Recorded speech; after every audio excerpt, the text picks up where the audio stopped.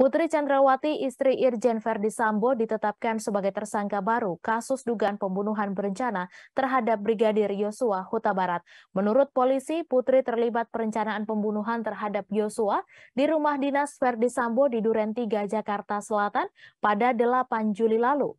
Andi mengatakan Putri ditetapkan sebagai tersangka atas 2 alat bukti berupa keterangan saksi dan bukti elektronik berupa rekaman CCTV yang ada di lokasi rumah Saguling dan di dekat TKP penembakan.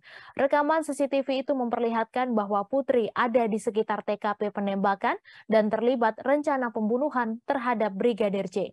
Sebelum ditetapkan sebagai tersangka, polisi telah memeriksa Putri sebanyak 3 kali. Sedianya, kemarin Putri juga harus menjalani pemeriksaan, namun istri Sambo itu berhalangan hadir karena mengaku sakit.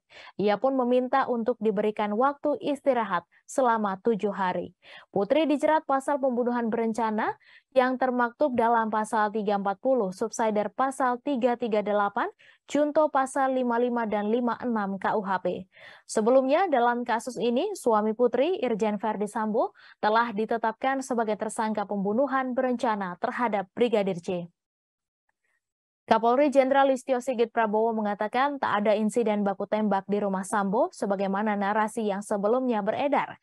Peristiwa yang sebenarnya, Sambo memerintahkan anak buahnya Richard Eliezer atau Baradae untuk menembak Yosua. Setelahnya ia menembakkan pistol milik Brigadir J ke dinding-dinding rumahnya supaya seolah terjadi tembak-menembak. Menurut pengakuan Sambo, dirinya merencanakan pembunuhan terhadap Brigadir J karena merasa marah dan emosi akibat martabat keluarganya dilukai.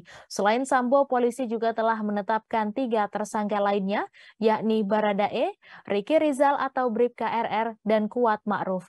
Keempatnya disangkakan pasal pembunuhan berencana, yakni pasal 340, subsider pasal 338, junto pasal 55 dan 56 KUHP dengan ancaman maksimal hukuman mati, penjara seumur hidup, atau penjara selama-lamanya 20 tahun.